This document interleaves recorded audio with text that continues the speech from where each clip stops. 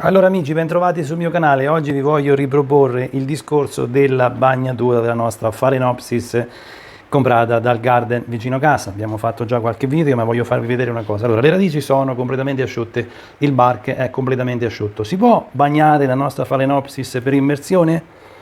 Allora, in tanti video consigliano di bagnarla per immersione, in tanti video consigliano di non bagnarla per immersione. Allora, io vi do il mio punto di vista, frutto di studio e frutto di osservazioni. Allora, se noi la mettiamo in questa condizione qui, ce la possiamo lasciare anche 10 minuti, non è un problema.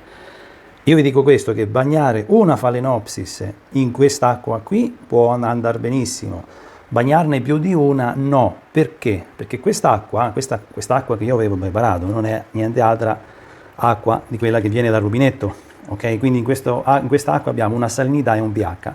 Mettendo dentro questa Phalaenopsis, se lei si bagna, va benissimo, quindi possiamo tranquillamente bagnarla così, ma una sola, perché quando ce ne metteremo un'altra di Phalaenopsis dentro, non facciamo altro di creare uno scompenso sull'acqua originale, perché l'acqua originale aveva una salinità intorno a 300 microsiemens. Se nel vaso abbiamo una salinità maggiore, scompensiamo non l'acqua nel vaso, ma l'acqua in con questo contenitore verde. Quindi alla fine della bagnatura della terza, della quarta Phalaenopsis avremo la possibilità di attaccare patogeni che sono presenti in questo vaso, quindi ne mettiamo uno, ecco questa sta venendo fuori, è ora di rinvasarla, ha fatto tutto lei, benissimo, mi risparmia il lavoro, la rimettiamo dentro. Allora, trasportiamo i batteri, i patogeni presenti in questa Phalaenopsis nelle altre, quindi facciamo altro che creare un'acqua di scolo che non è molto valida e molto sicura. Quindi una Phalaenopsis la possiamo bagnare tranquillamente in questa condizione. Più di una io consiglio di prendere l'acqua e buttarla via. Lì ci sono residui di concimazione, lì ci sono residui di qualunque cosa, quindi automaticamente io consiglio di bagnarne una sola. Però questo sistema di mettere la nostra orchidea, qualunque essa sia, in questa situazione ci permette in realtà di fare una cosa molto importante, cioè trascorsi 10 minuti, quest'acqua che risulterà nel contenitore sarà un indice che noi dovremo misurare per vedere quello che c'è nel vaso. Quindi, se la nostra irrigazione va bene, se il nostro pH va bene, se i nostri microsiemens vanno bene, li vedremo solo quando tireremo fuori la nostra Phalaenopsis o la nostra orchidea e misureremo quest'acqua. Quest'acqua sarà il test molto importante che molti coltivatori consigliano di fare per vedere quello che stiamo dando noi. Quindi noi quando concimiamo, quando buttiamo giù qualunque tipo di acqua, qualunque tipo di concime, lo sapremo solo dal residuo dell'acqua di scolo, cioè noi prenderemo quest'acqua, la misureremo con i nostri test che saranno questo il lettore di microsiemens, questo qua sotto è il lettore di pH. Se noi misureremo il pH tra 10 minuti, noi misureremo la salinità tra 10 minuti, quest'acqua sarà un test magnifico per poter vedere quello che noi stiamo facendo all'interno del vaso. Quindi è molto importante poterla immergere solo quando vogliamo decidere di valutare quello che stiamo facendo, come va il nostro lavoro, come va la nostra concimazione, quanta salinità c'è nel nostro vaso. Adesso tirando fuori, io non la posso più tirare fuori perché è uscita letteralmente fuori tutta, però in quest'acqua che ne risulterà troveremo il risultato della nostra concimazione. Se noi in quest'acqua qui metteremo 10 Phalaenopsis senza buttarla via, senza cambiarla, avremo un pasticcio di pH, un pasticcio di microsiemens, un pasticcio di tutto.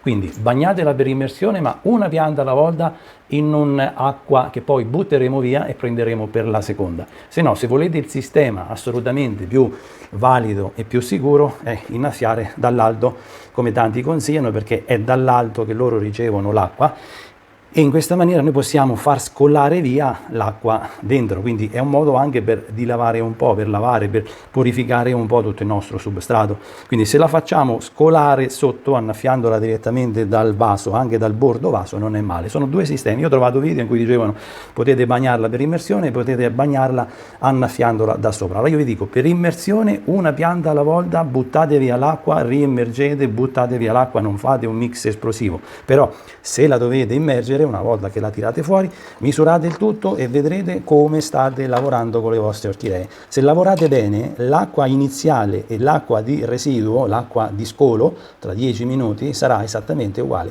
Come avremo un pH diverso o come avremo dei micro Siemens sballati rispetto all'acqua originale, evidentemente ci sono o eccessi di sale o c'è qualcosa che non va a livello di pH. A livello di pH basta che il nostro barche stesso comincia a decomporsi, quindi diventa un pH più acido. Allora era questo che ci tenevo a farvi vedere, perché non l'ho fatto mai un video sulla bagnatura, perché io non utilizzo il barche. Questa è una pianta presa direttamente dal garden, direttamente in barca, e quindi è questo il lavoro. Bagnatele se potete annaffiandole da sopra, se volete fare l'immersione fatela, ma è molto importante l'immersione per poter fare un test. È l'unico test che è molto importante fare per vedere quello che stiamo facendo, quello che avviene dentro il vaso, perché è vero, il vaso è di plastica e questo è ancora più trasparente perché non c'è neanche più il vaso, però al di là di quello che noi vediamo ci sono degli attrezzi per misurare un po' la conducibilità elettrica, per vedere un po' quello che stiamo facendo. Quindi questo è il consiglio mio, questo è quello che volevo farvi vedere nel video. Per me è molto importante perché vi voglio far vedere qual è il lavoro migliore da fare per poter avere il massimo nonostante le varie difficoltà che possiamo incontrare negli appartamenti. Bene, spero di aver risolto un po' un problema che volevo affrontare per darvi il mio punto di vista. Spero di essere stato di vostro gradimento e di chiarimento per tanti punti di vista, che tante volte non si finisce mai di imparare. Poi quando si impara un punto di vista ne viene fuori un altro e poi un altro, e stiamo sempre appunto da capo nella crescita delle nostre orchidee. Questa sta bene, sta crescendo, è in luce artificiale, la fogliolina nuova c'è e quindi eccola qua. Poi procederemo al rinvaso, tanto oramai si è scocciato tutto, e quindi faremo poi il video sulla gabbietta alla prossima volta. Grazie, a presto, grazie di avermi seguito.